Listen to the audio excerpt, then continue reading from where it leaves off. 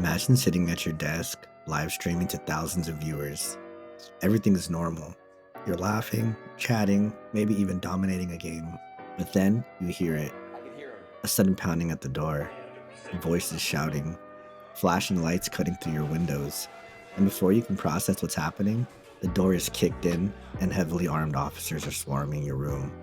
You're thrown to the ground, handcuffed, and surrounded by assault rifles, all while your viewers watch in horror. That's what swatting is. It's not a prank, it's not a joke, it's a targeted attack meant to terrorize, disrupt, and potentially harm. And in the world of live streaming, it's becoming a terrifying epidemic. Today, we're diving deep into the dark phenomenon of swatting.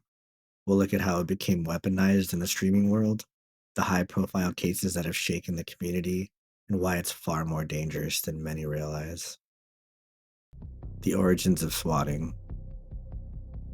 Swatting as a term originates from the word SWAT, Special Weapons and Tactics. The idea is simple. A malicious caller contacts emergency services, fabricating a life-threatening scenario, like a hostage situation or an active shooter, at their target's address. The idea is simple. A malicious caller contacts emergency services, fabricating a life-threatening scenario, like a hostage situation or an active shooter, at their target's address.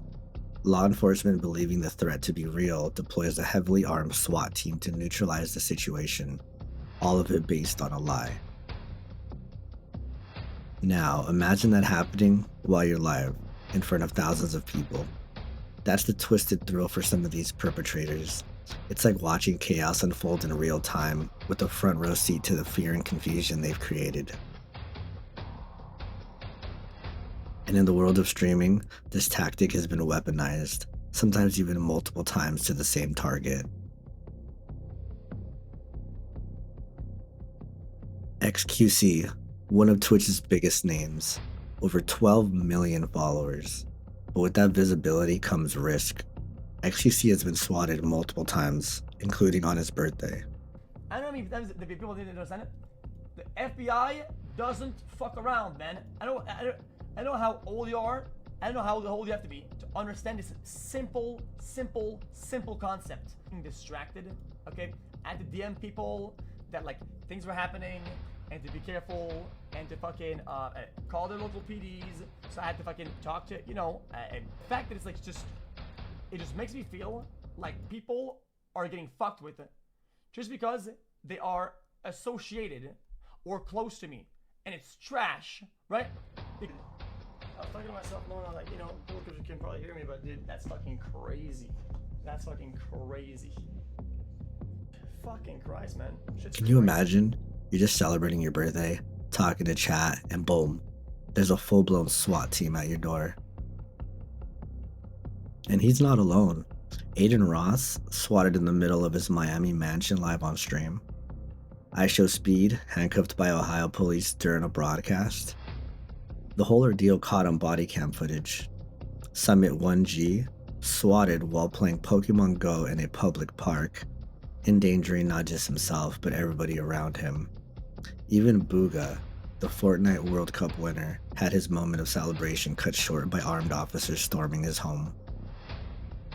The threat is real, the danger is real, and it's only getting worse. For many, it's no longer a matter of it, but when. Swatting isn't just some harmless prank, it's a calculated act of terror. People have died. In 2017, Andrew Finch, an innocent man in Kansas, was shot and killed during a swatting incident. He wasn't even the intended target. He was just a man in the wrong place because of wrong address. His life gone over a phone call. For streamers, the dangers go beyond the physical. It's psychological warfare. The anxiety of not knowing if a knock at the door is friendly or potentially fatal. It's a constant shadow looming over the most public of lives.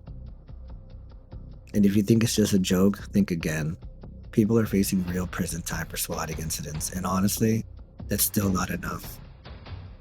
So what can be done? Legislation is one step.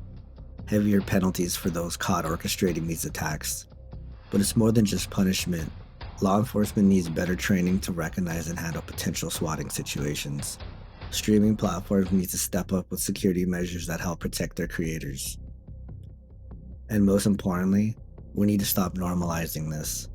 Swatting isn't content. It's not a joke. It's an attempted murder wrapped up in a prank call. Swatting is a stain on the streaming world, a dangerous game that no one should ever play. And the only way it ends is if we call it out for what it really is. Stay safe, stay smart, and remember, some things just aren't worth the risk.